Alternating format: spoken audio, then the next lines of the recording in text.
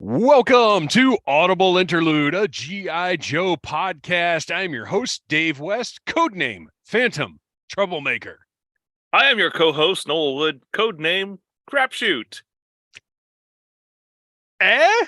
Somewhere out there's a Cobra intern who's rubbing some sticks together trying to get fire. Trying to make Wi-Fi? So he can make Wi-Fi happen. I think that's how Wi-Fi works. Yes. Well, one of these days, we'll have a Cobra scientist on to explain Wi-Fi to us. But until then, we've got a show to produce, and we're doing it now. We got some people here in the chat. Matthew Comstock, yo, what is up? Matthew Comstock. We got a few other people hanging out.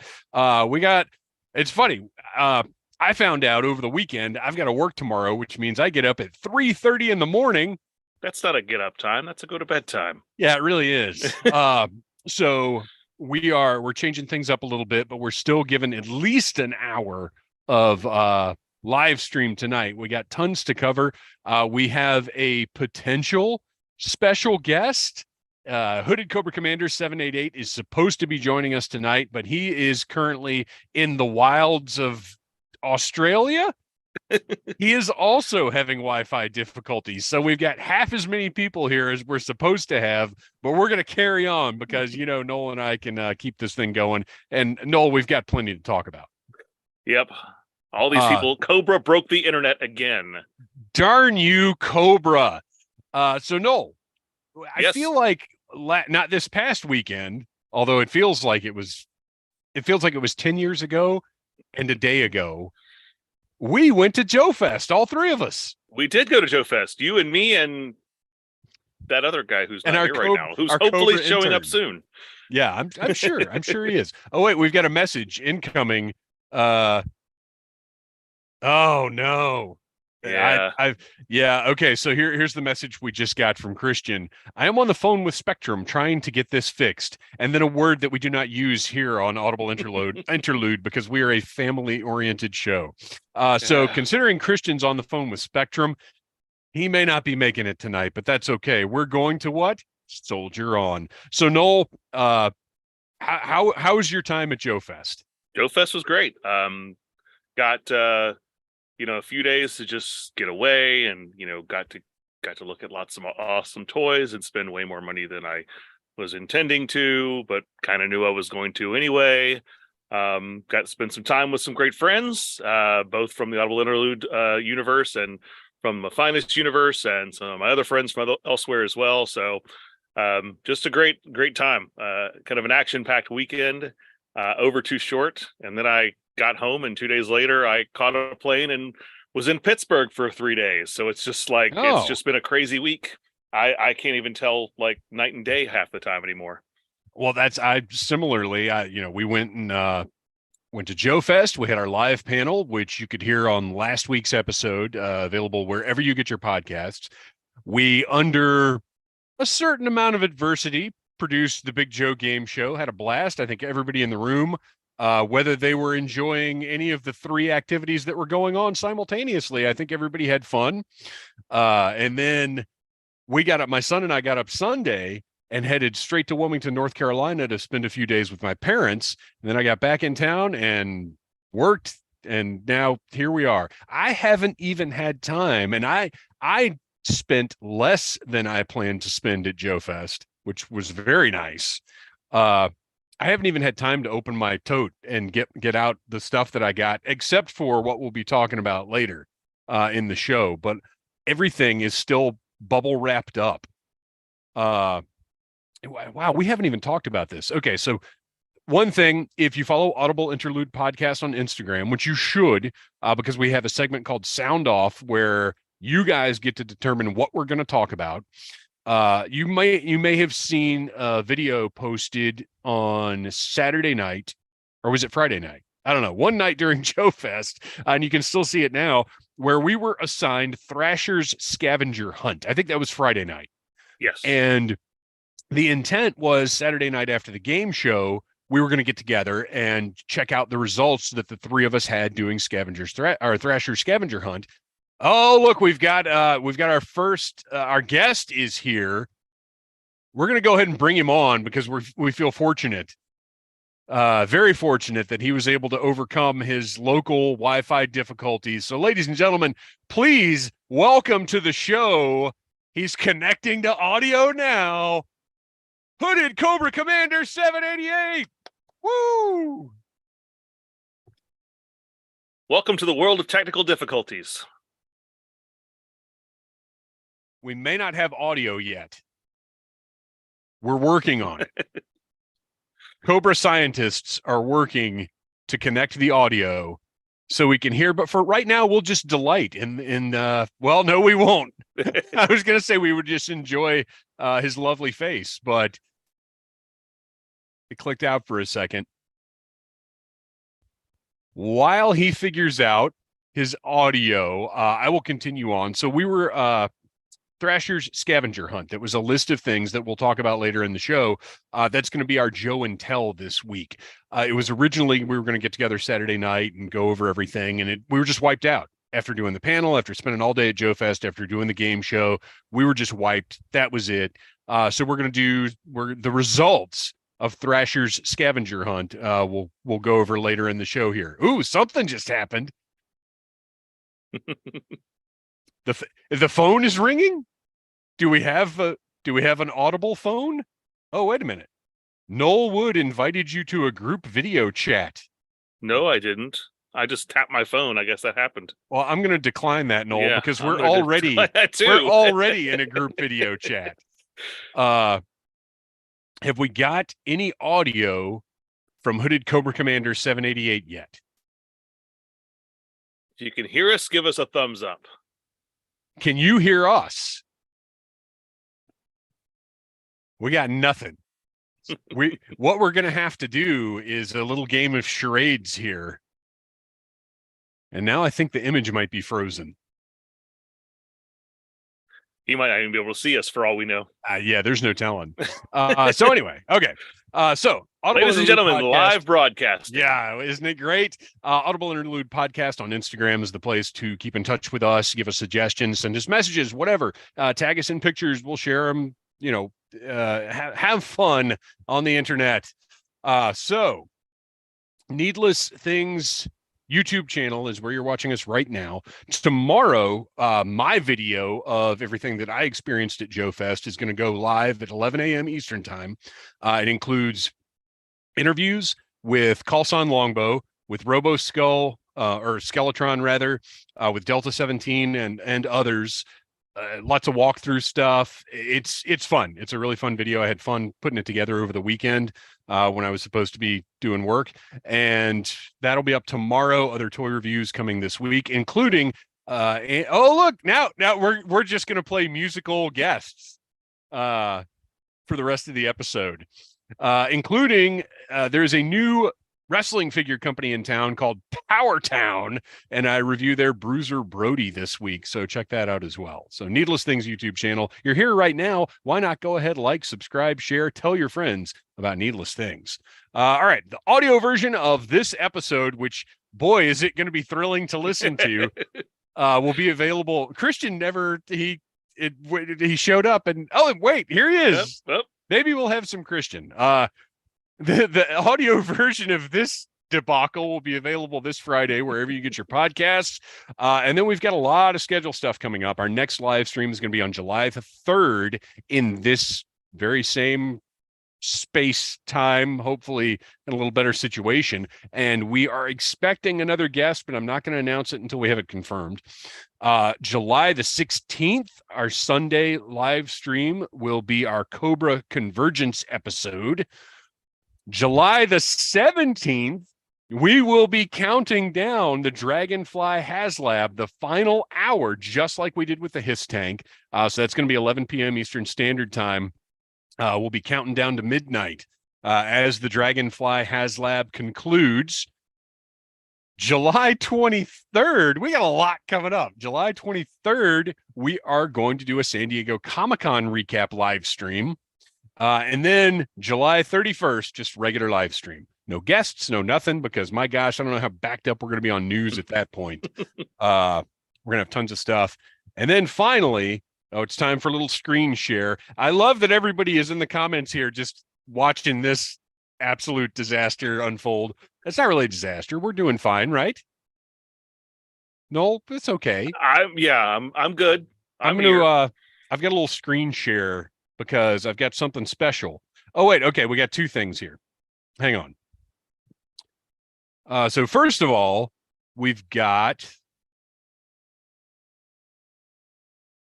everybody has seen the t-shirt design that I'm wearing right now. However, this one has actually been retired because this version of the shirt is No Sleep Till Augusta. This was the pre-Joe Fest shirt, no longer available. It's been taken down from our TeePublic store.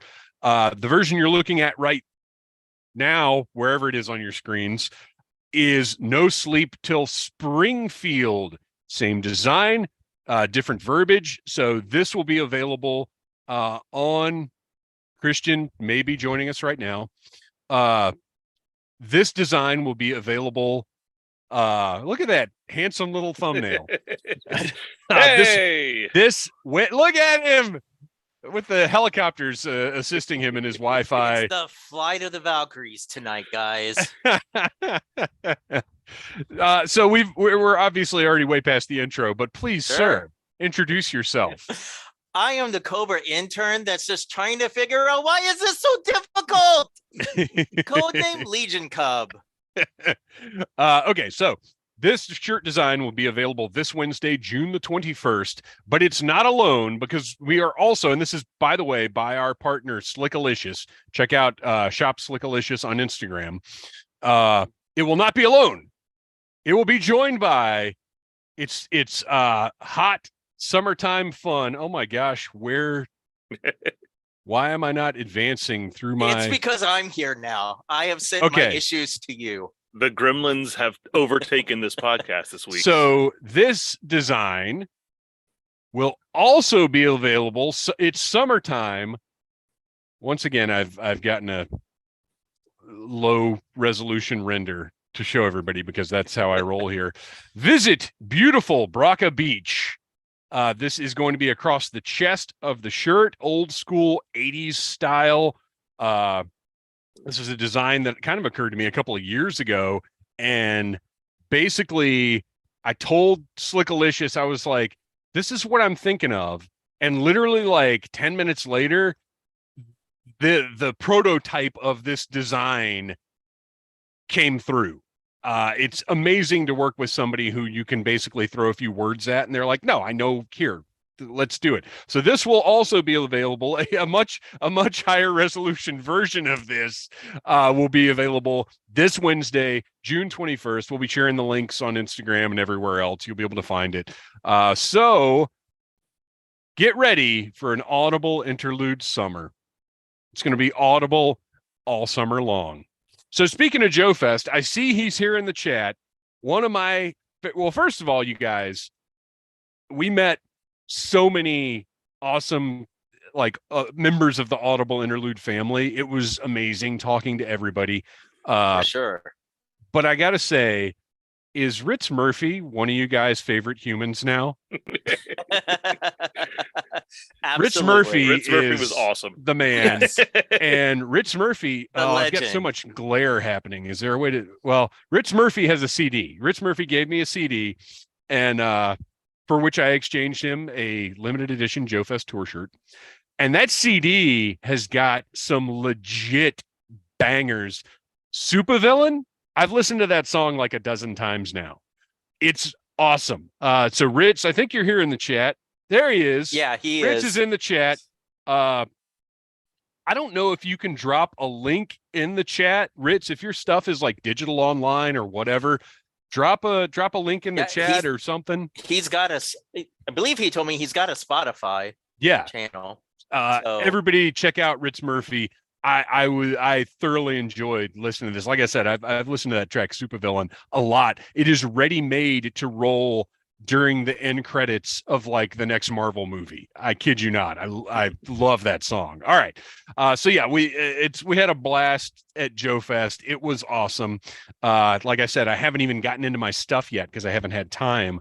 Anytime you buy vintage toys, there's a lot of cleaning to do, right? Even if they look good, like, on the table, You're like, ooh, look at this. This is in pretty good condition. Nice. I'll take it. But then you get home and you're like, well, it is, but it needs cleaning. Everything needs cleaning. Everything needs a fig bath.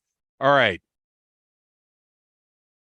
Let's see if Hooded Cobra Commander 788 is able to join us this time. He's connecting to audio. Do we have audio? Testing. Oh, we we've can got hear some you. audio. Hello. Welcome to Audible Interlude. Hooded Cobra Commander 788.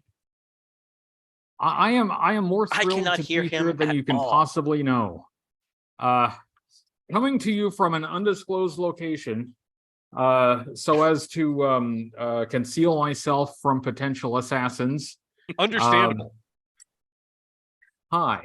None of us could imagine having concerns like that in our simple lives, but we know you are constantly under fire for your activities. Yeah, always. They're always trying. And I'm not saying I'm paranoid, but there's basically somebody looking for me around every corner. So You're not paranoid No, if they're somebody literally just came around somebody the looking corner. for you right around the corner. The timing could not I am have been so better. sorry. I'm so sorry. I'm late, guys. It took me a minute to get up here. We had some weather here a couple nights ago, and internet out. In fact, electricity is out in a lot of the city, but my internet is still out. So I had to come up with a solution. So here I am. Well, here you are. You're here, and that's all that matters now. And we got our intro out of the way. You actually came in just at the right time because we just got to the bullet point in my notes that says HCC 788 interview / Cobra Convergence. So the timing couldn't have been better. You know, that's how I had it planned. I planned it that way. I believe it. Yeah, see, it just worked out perfectly. Having witnessed your miracles for a few years now, there's no doubt in my mind that that's the truth. So, to start off the interview, what I'd like to do is kind of go back to the origins of Hooded Cobra Commander 788. Okay. How did you get started doing the things that you do? Oh, well, I had been on YouTube before with just like a small channel talking about politics and philosophy and things like that. I was a political science major, and then I was in law school. So, you know, I kind of talked about those topics, but that channel had kind of shut down. I kind of let that go. But I had, I around somewhere in 2014, I got interested in GI Joe again. I had GI Joe I had always loved as a kid, had a lot of fun with it, and had often thought about going back and finding those old toys, those old action figures, and you know, just checking them out again, kind of re-experiencing that joy from GI Joe. But in 2014, I actually did it. I picked up a few toys.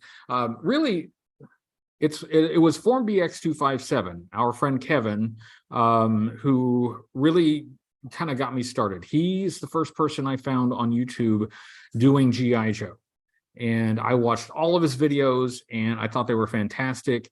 And when I started to get some of the toys myself, I thought, hey, you know, I have a little dabbling of YouTube in the background. You know, I could do that. You know, I could do this myself. So what I did was I started not by doing reviews. I was going to do like little action figure movies, right? I was going to do like a little play motion stuff. Okay. I did precisely one of those, and I discovered it's really hard. It's actually really difficult to do. So I thought, well, you know, I'm getting these toys. I could do reviews. You know, I don't have the experience that Kevin does, but I could do reviews. So, but the way I was going to distinguish myself, years before, I had listened to a podcast by or a podcast for federal employees. Because of like political science stuff. Mhm. And their slogan, which I loved, was "Dare to be dull." So that was my theme. I was going to dare to be dull. And my earliest videos were very much, it was just really, straight, talking about the figure. But at some point I decided, like, I want to put a little bit more of my own personality in this. I want to have a little bit more fun with it. And that's when it kind of really started to take off. So that's kind of how it got started. I did it by myself for a long time, but in 2016, I reached out to Forum BX257 and to Timmer on Half the Battle. I had noticed, like, I had gone through all of their back catalog and noticed that they had never worked together. They had never done anything with any other, G.I. Joe YouTubers or podcasters or anything like that. So I basically left a comment on, like, one of each of their videos, basically just kind of asking, hey, would you ever work with anyone? Would you ever collaborate with anyone? And they both said yes. So we got together and we did a collaboration for what we ultimately called Cobra Convergence. So that's how all of that got started, and it's just kind of grown from there. Timmer is still doing it. I'm still doing it. Forum BX257 was still doing it, but he's been AWOL. We haven't heard from Kevin for a while, but of course we all care about him and we hope he's doing well. But yeah, we've been rolling with Cobra Convergence since then, and each year trying to make it bigger and make it more fun. Well, and that just since I've sort of been aware of it and been involved, it has become progressively more expansive, more fun. Noel and Kristian, you guys have been immersed in the online G.I. Joe community far more deeply and far longer than I have. When did you guys kind of first become aware of Convergence and of Hooded Cobra Commander 788? I think I probably discovered your channel around 2015 or 2016. You were just then starting out. I do remember the first Convergence, the first official Convergence, and like I always loved, because I could always see the progression in your videos. Like your intros got a little bit more. You almost had like seasons where your intros would change every year and that sort of thing. And I was like, all right, he's got a whole new season coming up here soon. And I like that you've gone back to some of your previous reviews and that you've kind of freshened them up and given yourself some new insights on things. And I've also seen how your mind has changed on some of those toys throughout the years. Well, and you bring up a really good point, Noel, because this is actually something that I see people kind of comment on a lot on YouTube is, oh, well, people review toys and then never revisit them, never go back and say, oh, well, I realized this about it, or I found out it does this, or it works with that. Like, it's just the review goes up and that's kind of the last you hear about it from that person. And I appreciate that, because it takes time to revisit something, and it can be as exciting to go back as it was, if you've discovered new things or your opinion has changed or whatever the case may be. So I think that's a valuable thing to have. Well, thank you. I think that my rule is that any of those early reviews are eligible to be redone, because I really started out doing stuff that I probably should have waited on. Probably should have learned a little bit more. Probably should have held off. Like I reviewed Storm Shadow and Snake Eyes and Duke, because I was excited, and these are the big ones. But you know what? If I had held off a little bit, I would have had a bit more insight on those guys, and I could have done a lot better. So now I'm like, I look back on those and I'm like, man, that's not how I would do that now. Any of those are eligible to be redone. I don't want to do too many redos every year. I want to make sure that we have fresh stuff. But I look back at some of those and I'm like, wow, I need to take another crack at it. So I've done that a few times, and I will continue to do that, because I want I want every video and I want every review to be thorough. I want it to be fair. And I want it to be as accurate as possible. There have been some occasions where I've gotten the wrong end of the stick on some facts. I've gotten some errors in there, and I really hate that. And the format of a YouTube review makes it not so easy to go back and correct something if you've made a mistake. And that just eats at me. I mean, nobody's perfect. There will be mistakes, there will be errors, that will just happen, but it still eats at me. I want it to be as accurate as possible. So occasionally, yeah, I've got to go back and give those another spin and hopefully do a better job. I think I did Snake Eyes like 3 times. The first 2 were pretty bad, so hopefully third time's the charm. Yeah. Well, how I cover, because I know in doing my reviews, I know there are things that I get wrong or things that I'm unaware of or whatever. How I cover for it is I say, hey guys, tell me in the comments where I'm wrong. Because that's engagement. That's great. You want that. Absolutely. Every one of those comments is an engagement. That's exactly right. And you know what happens? Even if you don't tell them to do that, they do that anyway. So, well, hey. right. You don't have to ask. Yeah.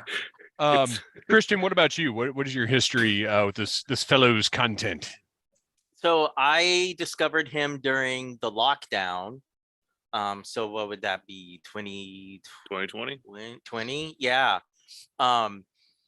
However, in admitting when we're wrong, because I do like to give people a plenty of ammo to make fun of me. The first time that Dave mentioned Cobra Convergence, I got all excited and was like, oh, that's Hooded Cobra Commander's second channel. Because of the way the algorithm and just how I watch stuff, it was like Cobra Convergence, Cobra Convergence, Cobra Convergence. And I did not pay attention to what the channel is. So I just started typing in Cobra Convergence every time I wanted to watch, quote unquote, their videos. So yeah, I only just learned last year that it is not your second channel. Well, maybe it should be.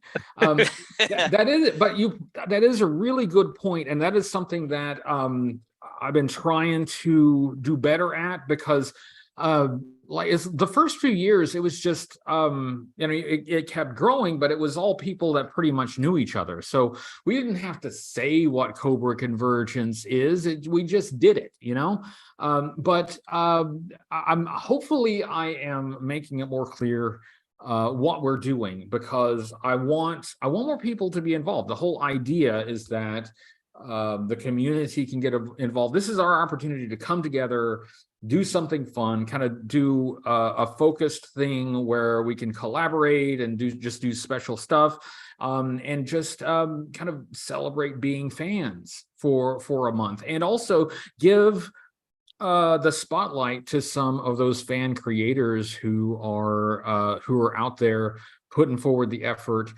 building an audience, putting themselves out there, and kind of carrying the banner for G.I. Joe. And so I'm always thrilled every year, because I discover new people, I discover new creators. One of the things that really burns me every year is that every single year I find somebody who probably should have been invited, but I didn't know about them. Yeah. Until it was too late. So, I try to make sure to keep track of those folks and get them in the following year.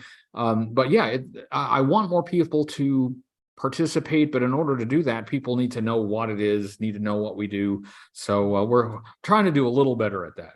And what a terrible, wonderful problem to have is that you have that many G.I. Joe adjacent content creators, right, that you can turn to in 2023, 2024, going beyond. There's still that much interest in this franchise.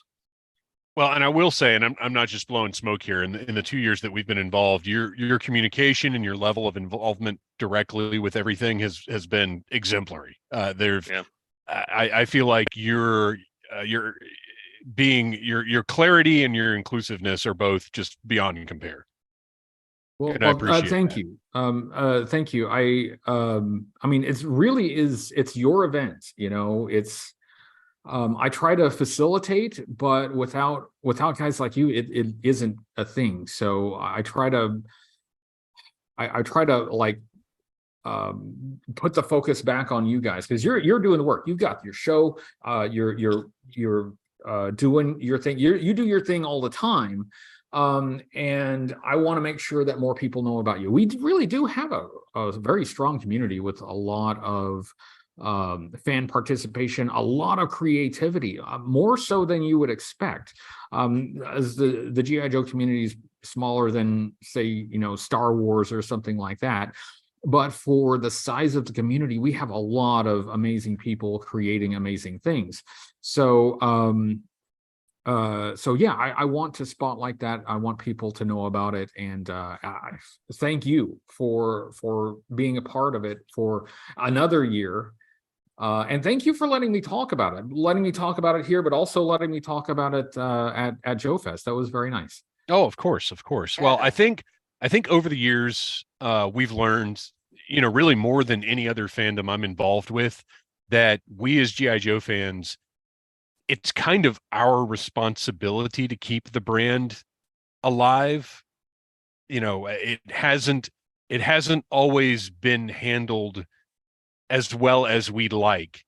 So it's kind of on us to keep it vital and entertaining and to keep this community going, because Hasbro hasn't always done it. And you know, any other fandom I've got, I feel like it just hasn't been shepherded as well as some other ones. It wasn't that long ago when Hasbro was doing nothing. Right. It was, I forget, I think like the 2016 Joe Con, where they said that, hey, we've got no product coming out at retail until we get another movie. And they don't know when there's going to be another movie. So like, it wasn't that long ago when there was nothing, you know, when all that was out there was what we were doing. So I think that does show how passionate and interested people still are. And I always hope that Hasbro realizes that and pays attention, because I think not only are we a passionate community, we're a pretty smart community too. There are a lot of really insightful points of view around our group that you know, I think we're worth listening to. So I hope that Hasbro is paying attention. But whether they are or not, we're still gonna do what we do, and hopefully have a good time. I think the whole point is it's got to be fun. We are talking about toys. We're talking about action figures. We're talking about army dolls. So it hopefully it's fun.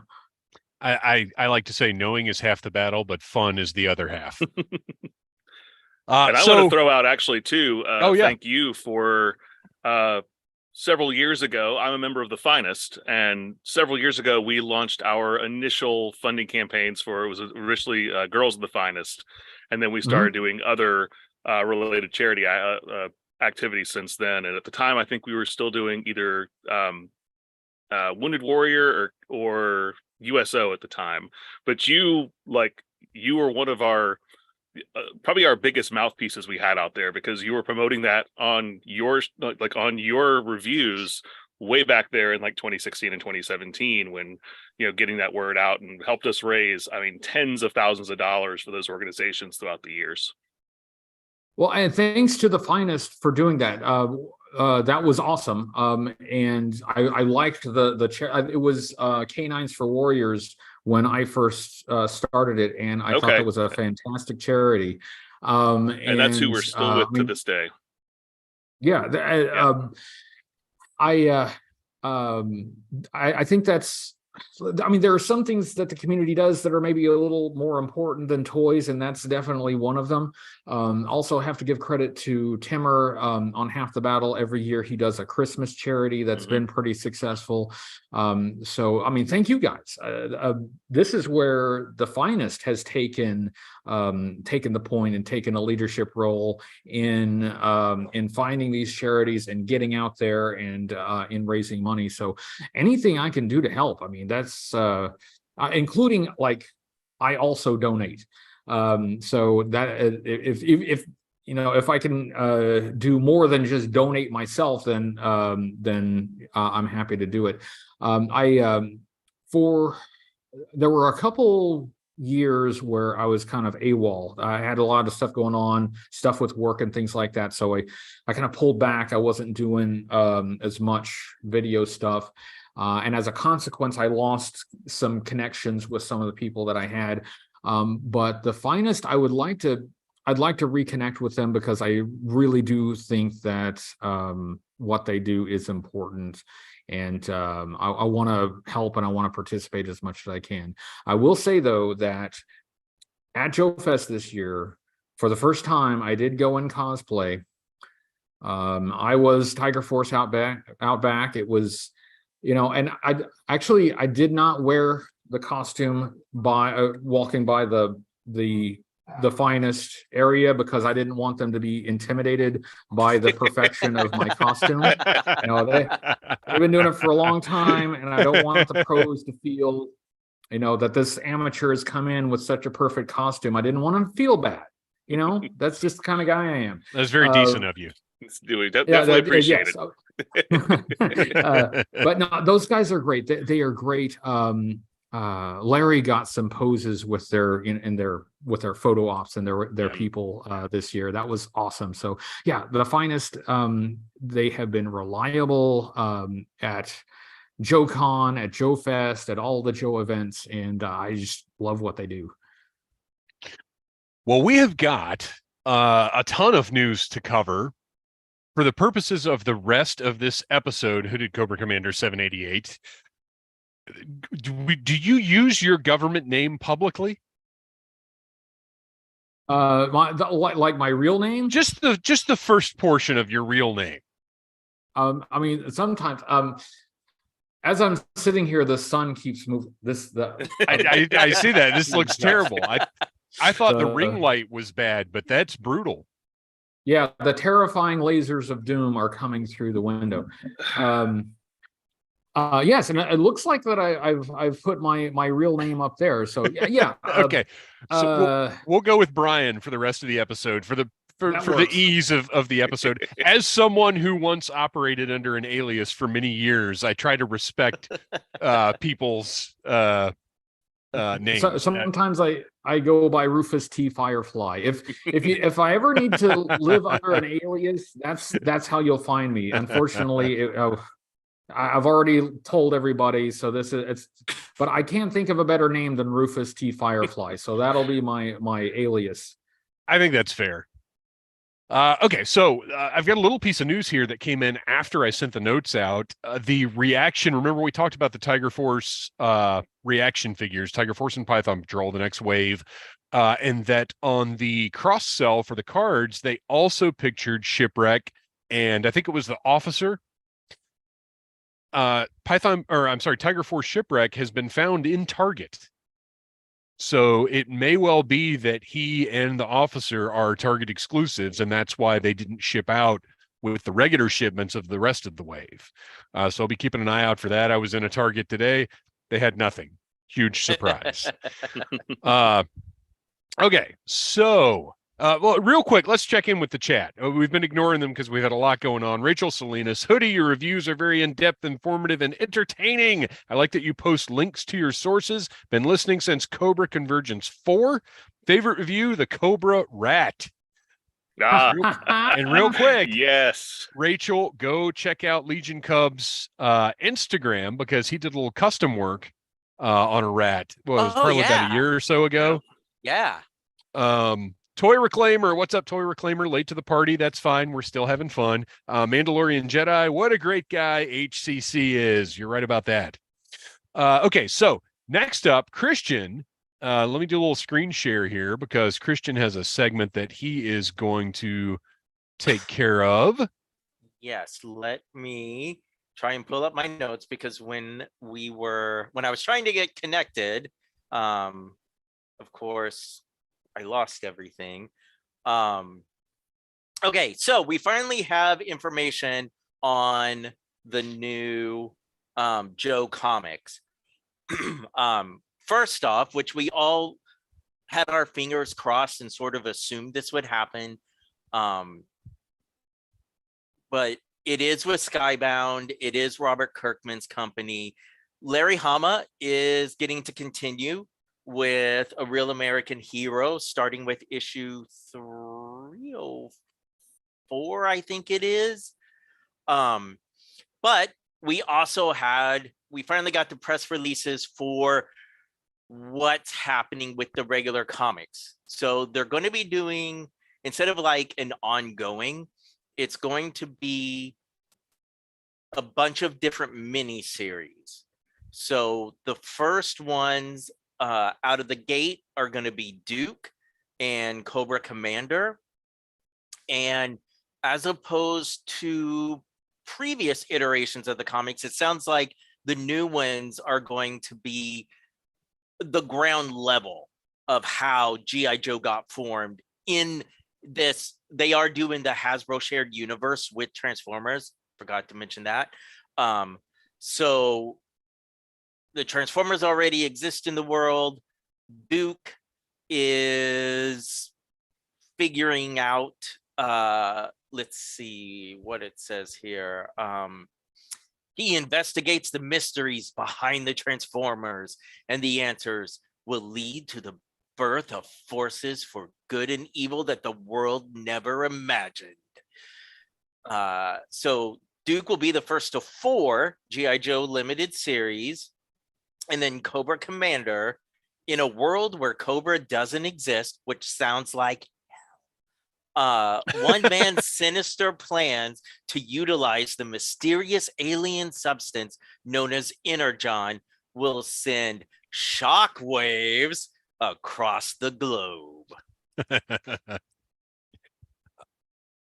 So it looks like Transformers #1 is out in October. It'll be written and drawn by Daniel Warren Johnson, massive Transformers fan, also behind Extremity, Murder Falcon, and Do a Power Bomb.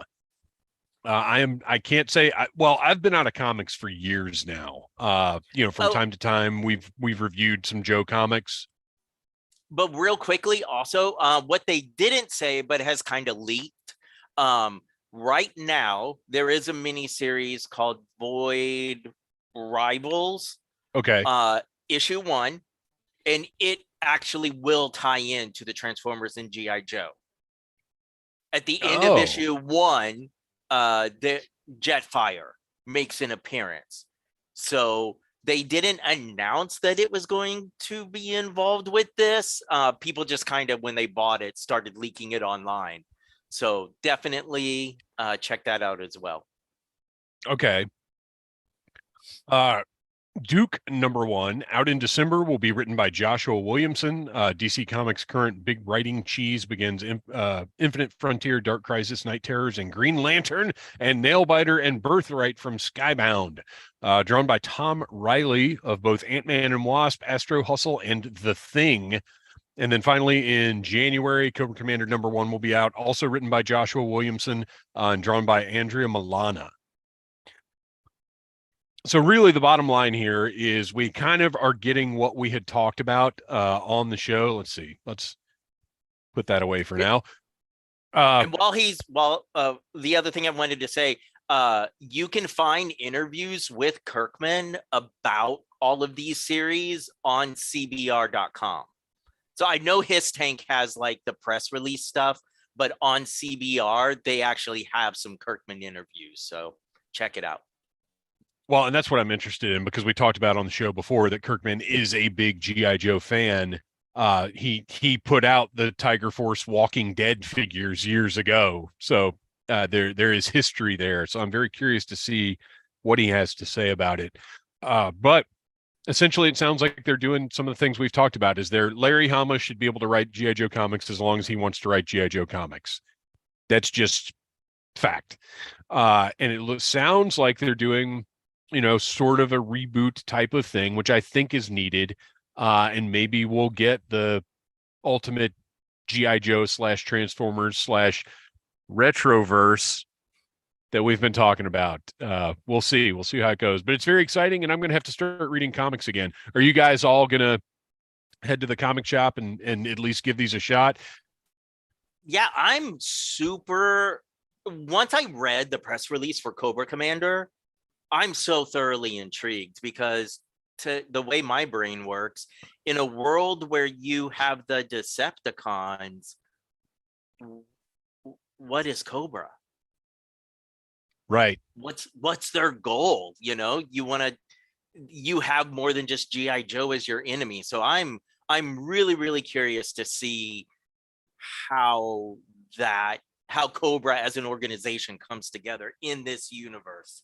Well, and you've got to think it's going to be a different take than anything they've done before. They've got to have something original up their sleeves. Yeah. Brian, what about you? How's your outlook on these? Well, I'm definitely going to check them out, and I will definitely get Larry's series. I'm really glad that he's going to continue. I think that if anybody's earned the right to carry on, he has. So I'm very excited about that. I'm not the biggest fan of GI Joe Transformers crossovers. I know a lot of people really dig those, but I'm still going to try them. I still want them to succeed. I am happy anytime GI Joe has a win. Anytime GI Joe has a hit, I think that's good for all of us. So I absolutely will be picking these up. I absolutely will be reading them. I have no idea if I'm going to like them or not. We'll see. I always try to give everything a fair shot, even if I don't like them. I want them to sell well, and I want them to get a lot of new readers in. So I will still be rooting for these, and I'll still be cheering for these to be big hits and maybe blossom into more. So, I'm sure they've come up with something that is new and original. You expect that they need to. I mean, these are both very old franchises that need some new life breathed into them. So I hope that they've got something really original and fun up their sleeves. I'll check them out. We'll give them a shot. But yeah, please, lots of sales. Please be successple. That's the attitude. Say that about all media too. Like, the Snake Eyes movie did not do well, and I know a lot of people didn't like it, but I really wish it had done well. Just because, the more eyes we get on this product, the better it is for all of us. And that's the attitude we have. Is we want more Joe in front of the public. Like, that's the goal. Get it out there, and something will catch fire. I think it's ultimately kind of self-defeating if you hope that these things that that may not be your preference will fail, right? Because ultimately, they can't keep losing money. The Hasbro, the licensees, they can't keep having duds and then keep trying. So I mean, if the more success we have, the more different kinds of GI Joe that we have, and we can get something maybe that will be more of to your liking.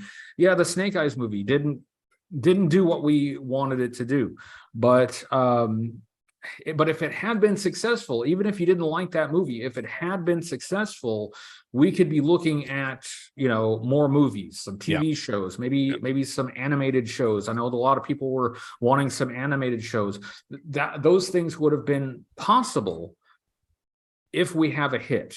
Yep. So I always use the analog of the Transformers because I can't stand the Michael Bay movies, but I'm glad they make money because we get all sorts of other good media and great toys in that franchise because of how successful those movies are. Yep. Yeah, and that's just business. That's the business side of it. If somebody ain't making money on it, they're not going to risk money on it. So, and then we end up in a situation like we were a few years ago, where they're just not going to, at least for the time being, they don't have anything that they want to do with GI Joe. They're just not going to give it a try. They're just going to let it be dormant. I don't think anybody wants that. So yeah, let's have a hit. Let's have big hits, and then branch off from there, and then we can all have our favorite flavor of GI Joe. But we gotta have some hits first. And even if going forward, GI Joe changes, into something very different, we're always going to have what we had in the 80s to enjoy, and they cannot take that away. That's right. That's in the books. That's right. All right. One more little piece of information from licensing news from the Licensing Expo. Hasbro has announced a worldwide administration deal with Sony Music Publishing to support the company's entire portfolio of world-class fan and family brands. Additionally, Magic Star, the Orchard's official global division of children's and family entertainment, has been appointed as Hasbro's global recorded music distribution partner. Now, what's important about this is we've gotten some Transformers soundtracks on vinyl. We've gotten the G.I. Joe, a sort of compilation of the music on vinyl. Both were released digitally, but there's so much more that can be done. And now that they've got a licensing partnership with distribution for this music, we could see a lot more interesting projects on vinyl, digitally, whatever. I mean, think about just the Renegades score coming out on vinyl. All of the different Transformers series. I mean, they're literally endless releases that could be done with Transformers. This is very exciting. I think we're going to have unprecedented access to the great music that's gone along with a lot of the Hasbro properties that we've loved over the years. I think that's great news. Any vinyl collectors in here? Oh, you're all smarter than me. All right. Well, it's time to move on to Yo Joe June. We got a couple of things to talk about. I think it's screen share time again. So let's bring up our first subject here. And look at this tunnel rat. So he is confirmed to be shorter, not a ton shorter, but he is shorter than the other characters, because on the back of the packaging, they give the heights, and he is just under 6 inches, which is a little shorter than everybody else. Final product wise, I think this is fantastic. Noel, looking at this, I mean, we saw the render, but what do you think of this final version? You really can't do much better. I mean, he's a perfect update to the original figure. Yeah, I think this is the sweet spot of what classified is and should be. Yeah. We've also gotten, and if you notice in the background on his packaging, it's got the bell from the 1987 movie from the obstacle course, which I think is a really nice touch for him. In the action shots here, we've got some creeping creatures in the background that are figures that we have not seen before. We don't know what these are yet, but we suspect that they might be the mole rats that were alluded to, infected by Energon. And especially now knowing Skybound's plans, I wonder if this is an early incorporation of what Skybound is going to be doing, because Energon is going to be one of the keys of whatever's going on with this G.I. Joe Transformers universe. So I think maybe the classified team got kind of a head start on what might be going on here. And it's interesting. One of the things I wish Hasbro would kind of get together on is providing the same resources to Instagram, to Facebook, to the Hasbro website, because you can't find all of the same. You have to hit everywhere to get all of the images. I had to go to the Hasbro Pulse Facebook to get the next set of images after these, because they weren't on the Hasbro Pulse site, which is crazy to me. But anyway, pretty cool. Tunnel Rat looks great, and I'm very curious about these background lurkers here. And also, real quick, this diorama work is yeah, it's fantastic. Okay, so next up, all right, a little controversy surrounding this one. Brian, when you saw this guy, what did you think? At first I didn't quite know what to think. I'm hearing a lot of like mixed feelings about it. Some people are like really excited, like, hey, we get a Snake Eyes that isn't just black. And then others are like, well, it's Snake Eyes. It's kind of drab in the desert colors. I'm really not sure what I think about it. I think I'm going to have to see this one in hand. I think it has potential. I do like the idea of having a Snake Eyes that's not all black. And we've got some desert figures. I mean, you got your Dusty figure, and this may go well with Dusty for like a desert ops, squad or something like that. It's really hard to tell. It's either really cool or really dull, and I'm not sure that I will know which one until I actually see it in the front of my face.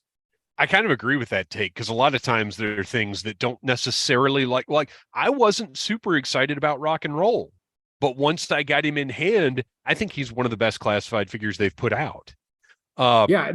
You can't, sometimes you can't judge until you actually see it. These are photographs. It's not the same as having the thing in hand. So that's why I like to reserve judgment until I actually see it with my own two eyes. And that's how it goes sometimes. Sometimes you're not excited about something until you see it, and then it's the coolest thing that you've seen. So I dig this. I pre-ordered one, but here's my plan. I have a drawer full of Marvel Legends heads, and if this gets marked down, which at some point it probably will, I'll buy several of this and just pop Marvel Legends heads on them and have some Desert Troopers. Because I dig this. This to me, from the neck down, is a generic, desert ops look. 5 minutes in the future, which is G.I. Joe's thing. But I really dig this design. I think it's a good reuse of Snake Eyes. And I'll tell you what, if they want to take the Batman route with Snake Eyes and give us Arctic Ice Batman and Hot Tropics Batman or Snake Eyes and aquatic Snake Eyes, Frost Shield Snake Eyes, I don't care. Do it. It's fine, because we know how valuable repaints are to the line. This paid for tooling for some other figure that we want. So I'm in. I dig it. And it's worth noting, if you look at the packaging here, oh my gosh, again with the little tiny image. Someday I'll learn how to do this, you guys. Get my jeweler's loop out real quick. Well, I thought the way that I saved it was because right now we may as well just look at the other image, because that's how big it is. But that is Storm Shadow up on that rooftop there. And I'm curious to see which version it is, because you kind of can't tell. It sort of looks like the more recent version that has like the version 1 uniform, the 84 uniform, but it's hard to tell at that scale. Mm-hmm. Yeah, we'll find out soon enough. I do notice though that is not the Dragonfly over Snake Eyes' shoulder there. All right, we've got one more that went up for pre-order last Wednesday, and that is Noel. Why don't you tell us a little bit about this character? Well, this is my favorite Cobra troop builder of all time. This is the Eel. So I know we had not gotten any images of it until 2 hours before it went up for pre-sale. I mean, we didn't even get a name reveal. No, this was nothing. A complete surprise, yes. As was Desert Commando Snake Eyes. Mm-hmm. But I mean, they nailed the look of the original figure. It's still, you got that bright red chest with that silver tampo in the middle. Great update where they modernize like the flippers and the mask a little bit. But I mean, everything else, it's definitely draws all those influences from the original figure, but it's scaled up a little bit. It's a little bit beefier. It's the accessories look a little bit bigger to really make it fit in with classified better. the one thing I'm really, like we were saying about needing to see the figure in hand first, the one thing I'm really going to need to see in person is if you look at the shoulders and the rig that they've put around the neck, it looks really bizarre. The way that sits kind of high, the straps go up into that armor piece. But if you look at the front of the package, it doesn't look weird like that. So I'm hoping in person you'll be able to sort of manipulate that around and it won't have that weird gap between that neck piece and the shoulders. Do you see what I'm talking about? Yeah. Well, I think that is probably going to kind of hinge down a little bit. I think that moves. That's my hope, is that it's just sitting kind of high in that one image, because as we've noted in the past, the people who take the still photos for just product shots don't always pay the most mind to how the figures are posed. Because even that Desert Commando Snake Eyes, his knee is like turned inwards. It's not where it should be. So I think this will be great in hand. And now that you say that, it might actually just be a factory default, because if you look at his left knee, he's kind of missing, and I can't believe I didn't see this until now. He's kind of missing a chunk of his leg. Oh, you're right. You're like right. A bad molding. Yeah. It looks like a short shot or a short pour on that shin. Very interesting. Well, and you know what? Now that I'm looking, so take a look at the front of the package and look at the calves there. And then look at the figure here. It looks like the cut. Well, there is no cut on the package figure at the ankle, the calf, but it looks like there's a cut on this one. This is very interesting. So we won't know until we get it in hand. I think that's like a test shot or something. I think you're right. Yeah. But very excited about this one. We Hasbro Pulse had a limit of 1 per customer, which is pretty wacky. Amazon did not have a limit. No, they didn't. Because I was like, I just want to test fate and see how many I could add to my cart. How many did you end up getting? I pre-ordered 4 off of Amazon. Oh, wow. But okay. I initially was like, let me see if I could add 10. Yep. That's what I was thinking. And that I would have put money on that Noel got 10 eels. Well, and just a little rewind to a couple of years ago when Noel was not collecting classified. Congratulations. Well done. All right, we got to check in real quick. Ritz Murphy, I hope that's Tattoo Storm Shadow. Yeah, look, I'd still like to see our remaining blackout design, Storm Shadow, Sci-Fi, the Blackout Bat. Like, I'd like to see those, and I don't think they'll necessarily revisit them, but I don't know. It could be the Blackout Storm Shadow. Ritz got the highest Storm Shadow, and he looks amazing. See, now I'm kind of tempted to review it. I just need to review it, right? That's justifiable. Rachel, they skimped on the spear gun. 1980s Eels had a better spear gun. Well, and they had a better backpack. This one, I can't quite tell. The bottom, it looks like it has sort of the jet portion, but I can't say I'm as excited about this backpack as the original Eels backpack. But again, we'll see once it's in hand. And it's fine. At the very least, it's fine. And I'm sure it's going to be better than fine. Mandalorian Jedi, Hawaiian shirt, Snake Eyes with a coconut drink with a little umbrella in it, maybe a beach towel and chair. Let's do it. I'm in. All right. Next up, the Dragonfly broke 13,000 on the evening of June the 14th. Our current, does anybody have Pulse pulled up right now? I do. Hang on. Let me stop my share, get over to Pulse, hit a little refresh, and see what we've got. It is currently at 13,652. So it's pretty much at the same pace of the Hiss tank. We know how this goes. It's already funded, so there's nothing to worry about anyway. But there's no doubt in my mind that this thing is going to hit 19,000. If it's on the last day, it's on the last day. But we're getting all these figures unlocked. There's no doubt in my mind. But our next unlock, Ripcord unlocked, and now we have Glenda. And look, I'm such a sweet summer child. I saw this figure And I thought, this is awesome. Look at the color is great. The portrait's amazing. This is so exciting to me. And then I got online and boop, boop, boop, Yeah. Never read the comments. Yeah, Never read the right. comments. But it does seem like some of the people who are initially kind of negative have come around. But Brian, when you saw this, what was your reaction? Well, I was intrigued because, well, I know who Glenda is, first of all. Second, like, this is the kind of thing that I think should be part of this sort of campaign. This is a figure that's kind of a specialty figure. It's something that, like, the hardcore collectors and the international collectors are going to know, but not everybody who goes to buy G.I. Joe at retail will know. So that's the kind of thing that works for this kind of a project, for this kind of campaign.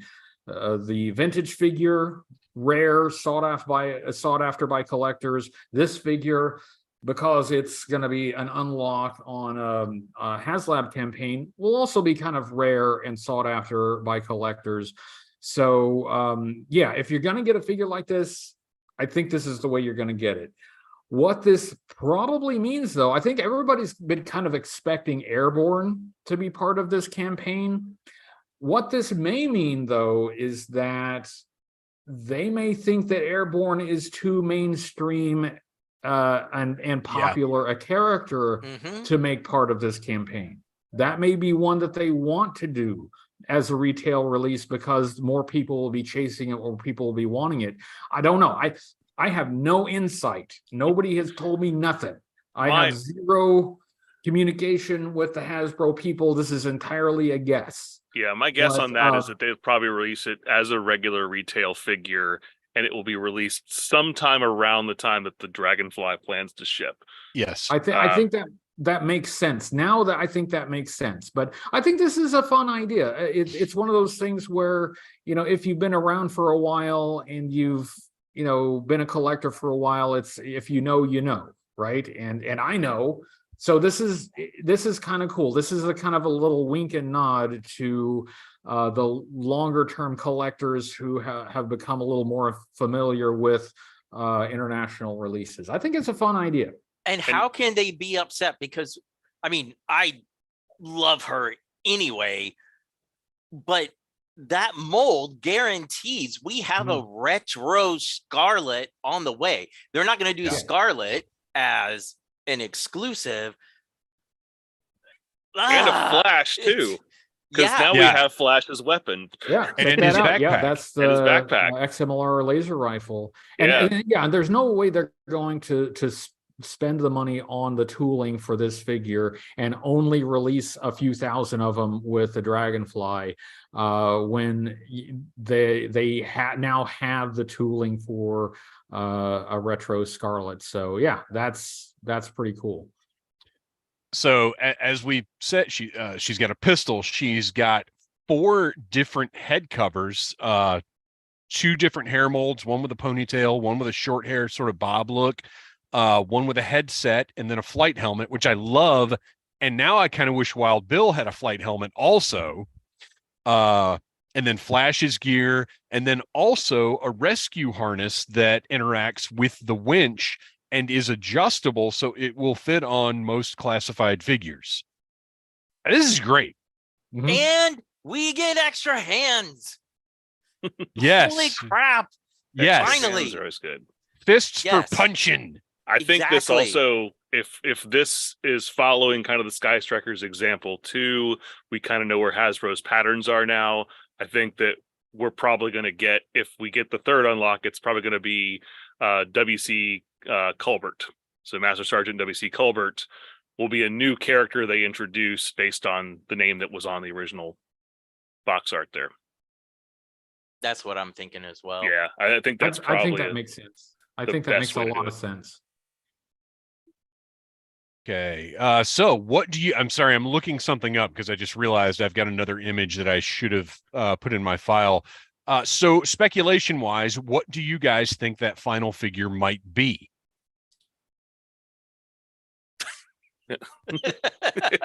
Go ahead, Noel. Well, that was it.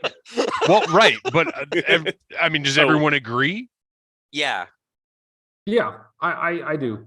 I think it had been kind of suggested that it might be a new female character, but since they're doing Glenda, I don't think it will be. But I mean, look for maybe another mold that they might reissue, for a retail figure. So, but yeah, I think that makes sense, especially considering what they did with the HasLab Sky Striker. I think that's a high probability. Well, I've seen a lot of chatter online saying they think it's going to be General Hawk, which again, I think that's a mainline. Well, we're already getting a General Hawk. Mhm. We know that one's coming down the pipeline. Yeah. You just mentioned it could be a female character. I didn't even think about it because WC Colbert is not a gender specific name, so they could Oh. actually have that character like they did with Shooter. When they actually finally brought in Shooter, she was a woman, so they could do that with that character, because I know that's one thing that Emily's been trying to do is get a little bit more diversity in the characters. Which I support. I really like that. I think they've hit that note with Glenda. If they do that, I'm totally behind it. Since they've got Glenda in this series, my suspicion is that it will be a mold of somebody more familiar with maybe a new head on it, somebody that they will eventually release. I couldn't possibly guess. Maybe it will be like a Hawk body with a different head for a new character, but I don't know. But if they went with a new female character, I think that would be fine. I think we need more of them. We really don't have that many. You could also just go ahead and tool Airborne and throw a new character with that body. Yeah. Oh yeah, very true. Well, Yeah. I mean, Scrap Iron's coming though, so we've got a lot of airborne parts already. So I don't know. We'll see. It's going to be very interesting to find out. And like I said, I'm positive we're going to get there. I've got one more image here before we move on to our sound off segment. This was shared by Lenny on Instagram, and it's pretty exciting because he just kind of dropped it without preamble. But that looks to me like a finished Mickey Mouse Cobra Commander from the Hiss Tank HasLab, and it is gorgeous. Glorious. Mm-hmm. That is a classic Cobra Commander look. That's about how we would expect him to look. That's there you go. There he is. That is Cobra Commander. Nicely done. And I totally see that on a card at Walmart with the regular Cobra symbol within like 6 months. Well, a card, I mean, I'm still maintaining, I think the retros will continue as fan channels, because Walmart exclusives now are the Night Force and the whatever the corresponding Cobra is. Mm-hmm. So, and Walmart just does one exclusive at a time with their toy companies. So I really still feel like, and this is just conjecture on my part, but I feel very confident that the retros will continue, but as fan channel exclusives, and hopefully on higher quality cards than what we got before. All right. Let me turn this share off, and it's time to get to our sound off segment. Now, for those who may not know, sound off. Oh, these are terrible. All right, I'm not even going to screen share these. Once again, I've blown it with my image saving. So, sound off. If you follow Audible Interlude podcast on Instagram, every time we do a live stream earlier in the day, I will post a sound off post that asks for your input as to what we should talk about on the show. We're going to do that right now. First up, the Iron Grenadier. Thoughts about the comic at Skybound and the shared universe? Well, I think we kind of already covered that, which is good because we're short on time now, guys. It's nice when we can knock one out early in the show. All right. Podcast from the Pit. What is up? Everybody needs to check out. Well, everybody should check out everyone on Instagram that contributes to Sound Off. But everybody check out Podcast from the Pit. We get to say hi to those guys at Joe Fest. They're awesome. I love those guys. I love seeing them at Joe Fest. Love those guys. And they're fantastic, and they've always got good input here. Each of you pick either Arctic, Desert, or Covert, and pick your team of 5 Joes to have repainted for the set. So I think our rules that we're going to establish here, it has to be 5 classified series Joes that have been shown. If they're not out yet, that's okay, but they have to be ones that we've seen with our eyes, whether by, render or whatever, and repaint them for really whatever environment. If you've got something other than those 3, I think that's fair. But did you guys have an opportunity to think? I know, Brian, you're kind of taken by surprise on this one. We'll give you a minute to ponder, unless you're ready to go. Pondering. Okay. Give me a second. I'm pondering. I'm getting there. Absolutely. There. Although Absolutely. you guys will probably pick the ones that I'm thinking of, but that's okay. That's fine. There's only a limited number of characters to choose from anyway. Copying. I'll be the copycat. You guys know, but I'm thinking. Kristian, Noel, are you guys ready with anything, or should I go ahead? Yep. Kristian, you look eager. What is happening? What do you got? Well, no. So as we all know, I love an Arctic battlefield. So mine are Duke, Breaker, Rock and Roll, of course, Shipwreck, and Falcon, so we can get a fixed head. Yeah. Although this specifies repaint. Yeah. Although I already ruined my rules because I totally forgot that my list, I did not go with classified. I went with original Joes because I had this great idea that I had to follow through on. So forget the classified. Any Joes, any era, whatever you want.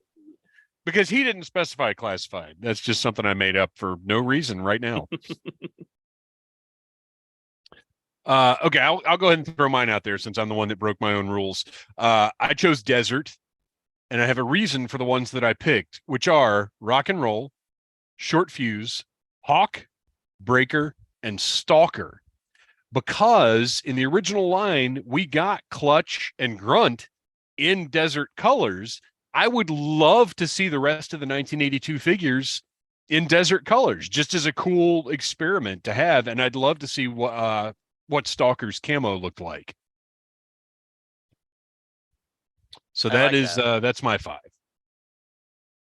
I also went with Desert, and the first one I picked was Falcon, because first of all, I think Falcon would look great in Desert colors. But also it gives you an opportunity to fix that head.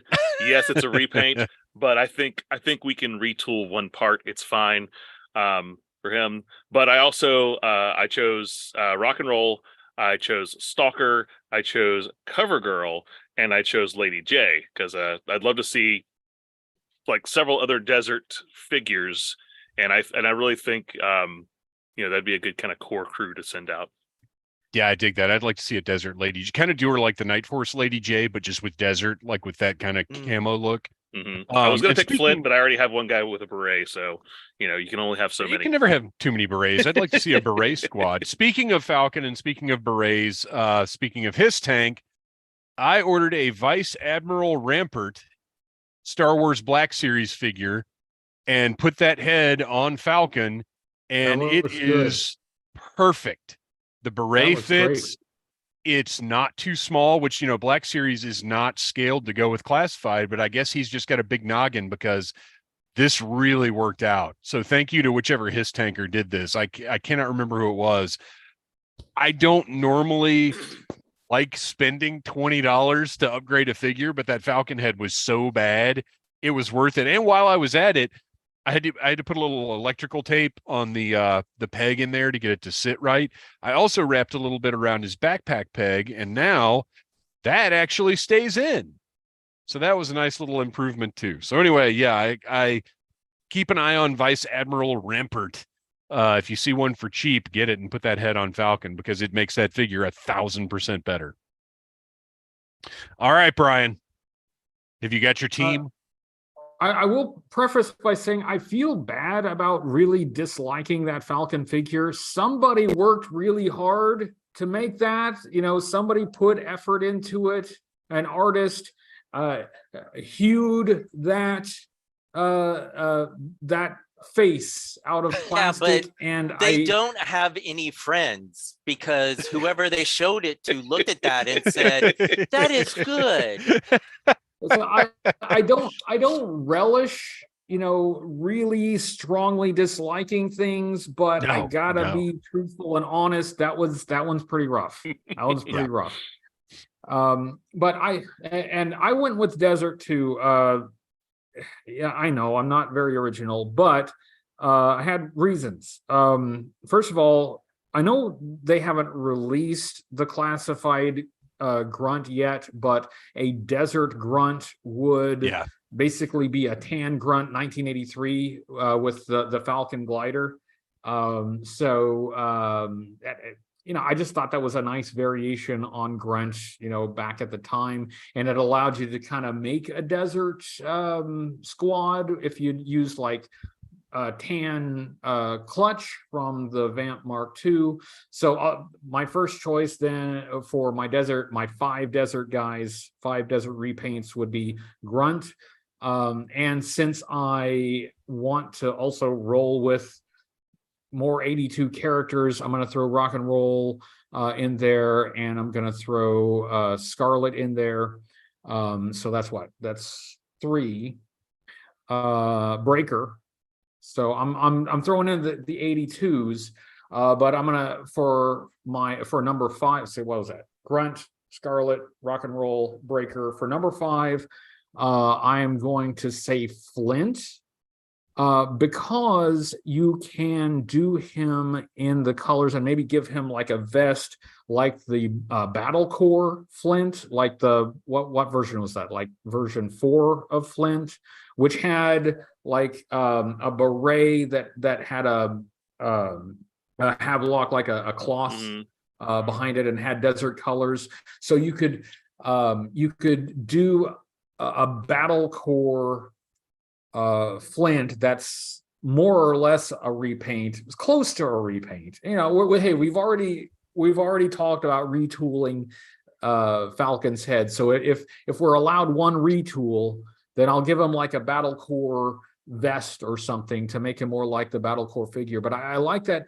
Fans of 90s G.I. Joe, which I'm not one, but I have many friends who are, some of my best friends are 90s G.I. Joe fans. So that's why I'm not prejudiced against the 90s G.I. Joe fans, some of my best friends. And I would actually like to see them get more. They got what was essentially a Ninja Force Storm Shadow. That was, I think, a fun idea. I'd like to see a bit more of that. So my choice would be Flint, because we might get like a Battle Core Flint in desert colors. So that's what I'm going with. All right, very nice. Daniel Rod 35. Which, if any, classified figure do you see being a hard to find and expensive item in about 50 years from now, should this world still exist, out of what has been released so far? And that's funny because Mandalorian Jedi just said, I wonder if Falcon figures with the original head is going to be a really expensive collectible someday. So that's some great timing right there, fellas.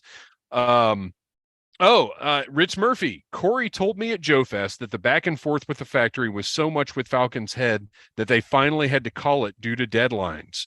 Very interesting. And I think we all spoke to Corey at Joe Fest and kind of congratulated him on landing with Skeletron. Okay. So this is just what I kind of threw out there. I don't know that any of this is really going to be super valuable, although the Falcon with the original head's not a bad guess. I think the first wave, because even now the first wave is going for pretty decent dollars. I think the first wave of any action figure line is the one that's probably likely to be in there because it was produced in lower numbers. I just think those maybe will retain some value. I think Major Blood and Serpentor are both pretty likely to stay up there. Yeah. I think the 00 Snake Eyes is probably one that is going to be sought after. And then maybe some of the Cobra Island stuff, but maybe not because they did do that second production run on it. So I don't know. Yeah, but some of them changed because like the first run Cobra Trooper. Well, right. And well, goes higher Joe on fans eBay. really don't get caught up in minutia, so I don't know what you're talking about. Yeah, you still can't get that first Trooper for less than $50 anywhere at this point. So yeah, some of the Cobra Island stuff. You guys have any thoughts about anything else that might fetch some money when we're all in the ground? Either one of those Cobra Glenda. Commanders other than the first one. Glenda. Yes, Glenda. That's right. Yeah. Absolutely. Looks like Kristian hit the eject button. Hopefully he'll be able to make his way back in. I've got a dark horse candidate for you. Okay. I've got a dark horse candidate. Hold on. Let me make sure. Hold on. Timeout. I'm sorry. Sure, Talk sure. amongst yourself. But absolutely. I've got a thought. Okay. Hold on, Okay. hold on. You know what? I think Master of Disguise Zartan might be another one. Yeah. That holds some value. Yeah, the retail exclusive ones, maybe the Roadblock, the Machine Gunner Roadblock, or what's he called? Heavy Artillery Roadblock. Yeah, I think he may. You know what? Cobra Island Roadblock, possibly, even though it felt like, well, no, listen. The one that you couldn't go into a target without tripping over? Right. But if so many people truly didn't buy it, then that means they're less out there in the wild. I don't know what happens to figures when they don't sell. Like we know they go to Ross and Ollie's, but where do they go after that? Is there a land? Are they with ET? Island of Misfit Toys. Wait, is it ET or the Superman game that's in the landfill? It was ET that's buried in the desert. Yeah, as well he should be. That's kind of my dark horse. ET? Because no, not along those lines. That would, yeah, if ET, yes, no, but the GI Joe classified series Snake Eyes GI Joe Origins Akiko figure was short packed. Sold like hell. I mean, it was just like a nothing. It's a peg warmer. Like most of those were peg warmers, but nobody wants it right now. But as we've learned with collecting vintage figures, the really unpopular ones, the ones that didn't sell back then, are a lot of them are rare now. So for future completists, that may be the biggest pain in the butt, at least from that series of figures, to actually get a hold of. That's my dark horse candidate. I think that's a good call. It didn't even occur to me. And look, I like that figure. I think it's a good figure. Although I probably am getting ready to box up my movie figures because I just need the space. All right.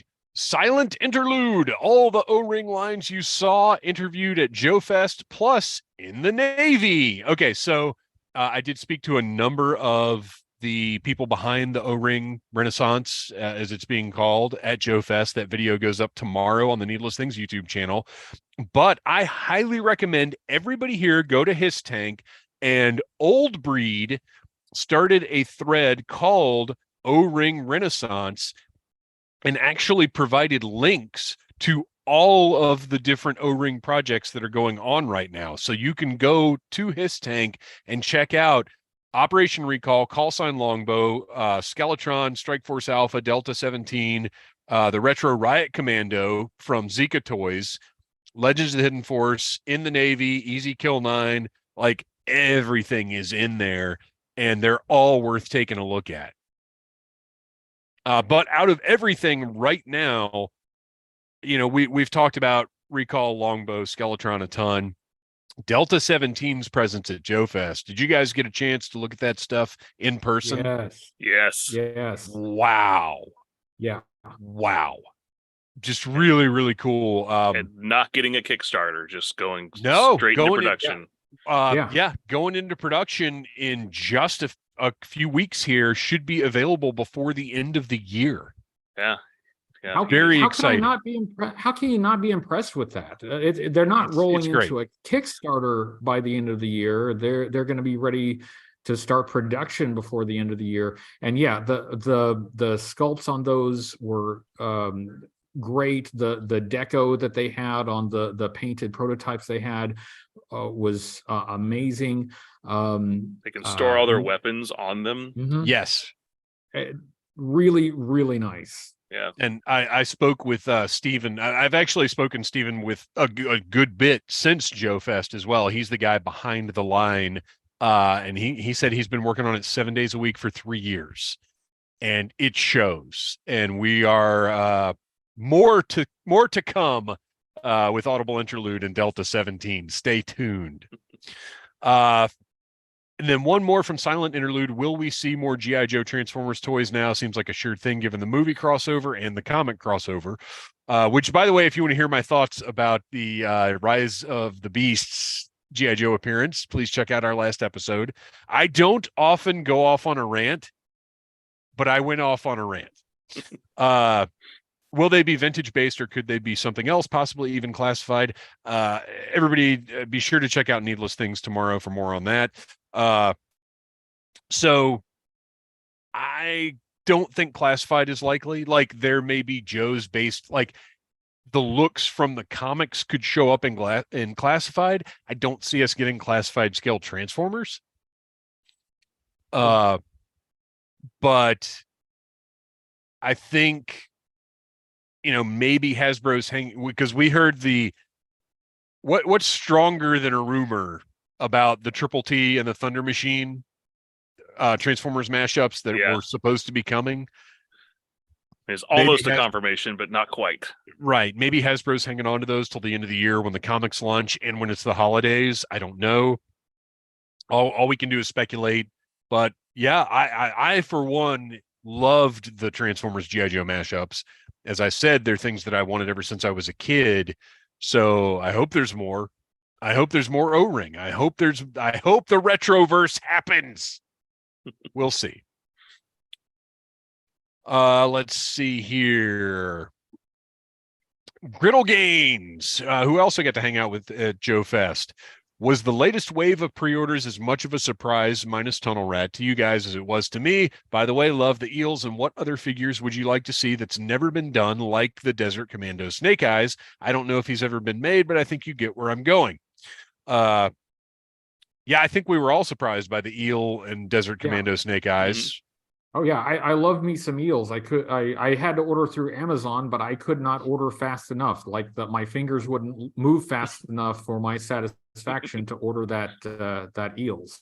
And I love that Hasbro sat on those and just threw them out there. Yeah. Mm-hmm. Like, I want more of that kind of thing. If they could possibly make it so there's a product like actually ready to order rather than pre-order at some point, that would be phenomenal. What do you think this is, Super 7 you're dealing with? Right. So yeah, that was a great little wave of 3 figures, and I can't wait to see what we've got the next couple of Wednesdays here. What else do they have in store for us?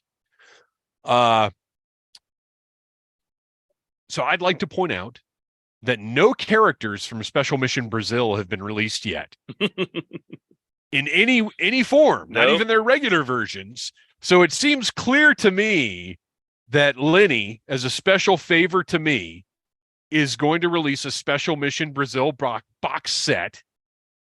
And then we'll get to the regular boring versions of those characters sometime down the line. It really doesn't matter if we ever get them at all, as long as we get those Special Mission Brazil colors. I think between Torpedo what is this and Special Mission Brazil that you hear that you speak of? I'm not familiar.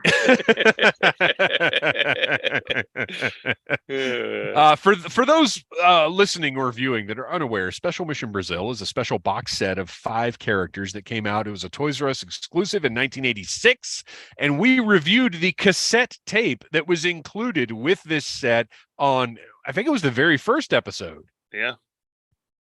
And it's just my favorite set of G.I. Joes of all time. I have I have a brilliant marketing idea. Okay. Let's hear it. Special Mission Brazil came with an audio tape the first Yes. time around. But not everybody can play audio tapes anymore. You know, not everybody has a tape player. Don't know that they would go for that format. So you update it. You do what U2 did and release an iPod with the story on it, because the kids are listening to iPods now, right? Yeah, I yeah, don't know. That's what they Brand do. new technology. I think that's what it is. They But put the that's iPod what on their you do. head and go. Specials Mission Brazil iPod with the story loaded on it. That's what you do. That's the way to do it. 100%. And as far as repaints of existing figures, which we've kind of talked about, but I think it'd be very, very easy for them to do a Stinger driver. That seems like low-hanging fruit to me. And to go back to the well I was in a little while ago, a Desert Ranger Stalker. A classified version, you know, with that scarf in more desert colors, and give him a desert camo. That's a little more contrast in the camo. I think that'd be great. You guys have any idea for? I mean, we kind of already talked about repaints, but anything else come to mind? You know, I could see Stalker being repainted as like with like the Talking Battle Commandos colors. Again, I like, look here, you fans of 90s GI Joe, I'm thinking of you. All right, I'm your friend. Right. I'm your friend, and I know that that particular figure, the Talking Battle Commanders Stalker, was one that got a release as a Hall of Fame figure. I think those colors were fairly popular at the time. So for the 90s fans who are maybe underserved with classified right now, I would get behind that repaint of Stalker. Yeah, absolutely. I'll throw out repainting Lady J as Canary, but you know I'm always going to do that. But the outrage over another Lady J, and I don't disagree with you. I would like to see that, but my gosh, we need to wait like 5 or 6 years before we do that one. All right, last sound off we've got from our pal Pete. No Comply 1945. Do you prefer your GI Joes to be a more realistic representation of the military, or more out there wacky designs and colors? I think we've addressed this a lot on the show, but it's always good to kind of revisit things like this. I think most of us are in the middle. I do not want like straight up Saving Private Ryan figures. And I love the out there wacky designs, but I think my perfect Joe is in the middle there. I like the futuristic military look. I do like some color. I like high contrast camo. I like this guy too. Yeah. Like it's all Joe is good Joe, but I think the only thing that I don't love is if it's just straight up realistic military, because there are other things that do that, and it's just not as interesting to me. That's the magic of Joe since 1983. Is 82 was much more realistic military look. 83 we started getting fun, and that's what I love. You guys kind of on the same page? I think they're kind of striking the right balance now, because they're giving us something more military realistic with, Falcon, such as he is, Stalker. They're giving us the machine gun with rock and roll. They give us Breaker in his green uniform and motorcycle.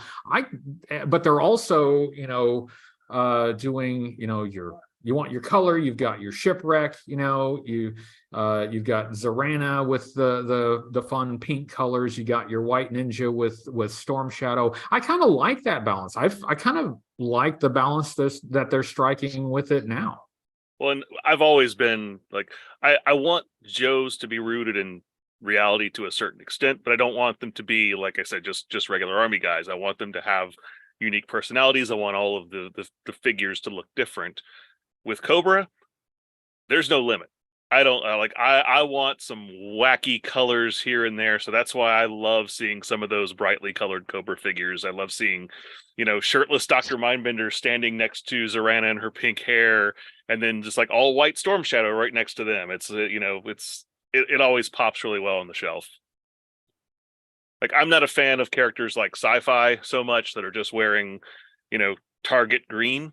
But see, I love that neon green and silver. Give me that color combo all day long. You guys give me that color combo on a Cobra, but on a Joe, I'm like, all right, I want something a little bit more muted. I like it. Okay, we've got some breaking news here. Uh-oh. Oddly enough, from my friend Duke. You're friends with Duke? I am friends with Conrad Duke. Hauser himself? Well, no, this is a different Duke, but that's okay. So we're all in the social media and we get the ads for the bootleg shirts that feature some of our favorite characters. But there is a real legit company called Results, or at least that's how I assume you pronounce it. And they have announced a partnership with Hasbro to produce licensed G.I. Joe clothing up on the screen right now. Very similar to those, Instagram ads that you get for bootleg shirts, but this is a real legit product. 2023 copyright Hasbro. More is coming, and apparently this is launching tomorrow at 1600. Ooh. I really like this shirt a lot. You can tell the quality is different from the ones that pop up on like Instagram or whatever. But huge thanks to Duke for sending this along right as we're getting ready to wrap the show up. This is fantastic. I am definitely buying. Well, okay. If this is like $125 shirt, I'm not buying this shirt. But if it's nice to have some formal wear. I'll have something to wear to weddings. That's right. Court appearances. I like it. I like that it's understated too. Very nice. Very classy. It's very, very subtle. I would love to have a tie with that design on it. Actually, that would be very nice. So with that. And I'm going to bring my notes back up now. I wasn't expecting all that. Okay, guys, we are out of time. Thrasher's scavenger hunt is going to have to be attended to another day because I've got to be up 6 hours from now for work. So, Hooded Cobra Commander 788, thank you so much for joining us on this episode of the show. It was great talking to you. We appreciate everything you do for the community. Thank you for having me. And anytime, just let me know. You saw how smoothly this went. It's all uphill from here. It only gets better. So before we sign off, where can we find you online? And when does Cobra Convergence officially kick off? Okay. You can find me on YouTube. Just search for HCC788 or Hooded Cobra Commander 788. Same name on social media, on Facebook and Twitter.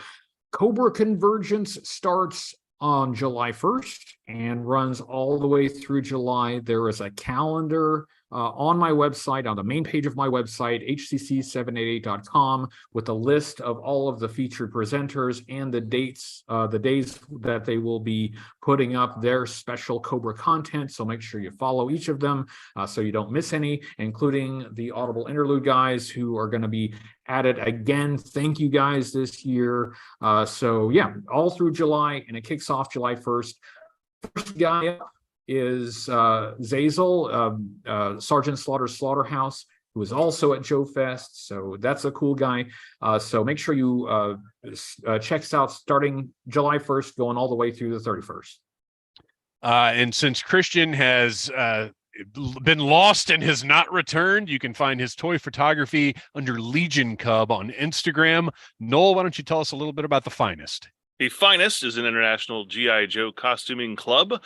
We have garrisons and regiments all over the world. So wherever you are, if you ever thought about dressing up like your favorite G.I. Joe or Cobra or October Guard or Dreadnought or whichever adjacent one you like, check out our website, which is thefinestcc.com. You can also go to the Finest Recruiting Center on Facebook if you want to get some tips on how to do your costume. We've got field manuals available on the website. And you get to help us raise money for an amazing cause, Canines for Warriors. Check us out when you're at your latest toy show. Maybe we're there. If we're not, hey, talk to the owners and talk to the presenters and say, we want them there next year. Well, you guys, thank you so much for sitting down talking about G.I. Joe. Everybody that was watching, everybody in the chat, thank you guys for participating. I know this is kind of the second time we've neglected our chat, but we had a lot to get through tonight. I promise July 3rd we will tend to our chat a little better. And until then, yo Joe. Cobra. Bro.